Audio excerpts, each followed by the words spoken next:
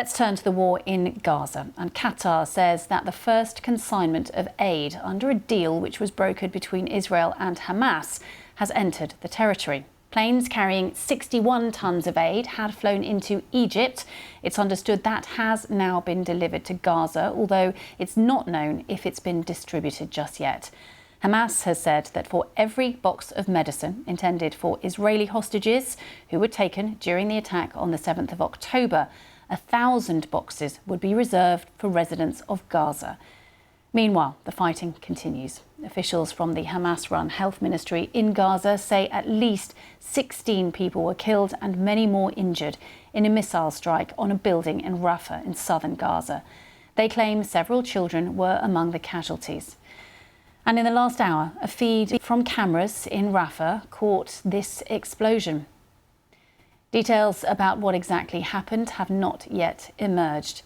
Israel, which along with several Western countries considers Hamas to be a terrorist organisation, has previously said it provides warnings to civilians of potential action and only targets militants. Well, earlier, I spoke to James Denslow, Head of Conflict and Humanitarian Policy and Advocacy at Save the Children. Well, I think the first thing to say is that getting aid into a population that needs it shouldn't require high-level diplomacy. Aid should be uninterrupted and unimpaired by all parties to any conflict. So while it obviously is of good news to have medicine for all of those who need it, it's sad that it takes so much political capital for this to happen. Children who need access to food, water, medicine shouldn't have to rely on the leaders of regional countries coming to make agreements for short windows for that to get through. And of course, the scale of need in Gaza for the over 1 million children there is absolutely vast. And while, again, these medicines and these key drugs, etc., are vital, we shouldn't forget that we are dealing with a situation in which every single child in Gaza is hungry, but many children in Gaza, numbering in the tens of thousands, are heading towards famine conditions. And of course, the prospect of the death toll going up very significantly in a very short pace of time. Yeah, that warning has been given over the last few weeks or so about the situation of famine. I mean, just take us through the level of need in Gaza at the moment. Well, the level of need is absolute across every section and sector of the humanitarian response.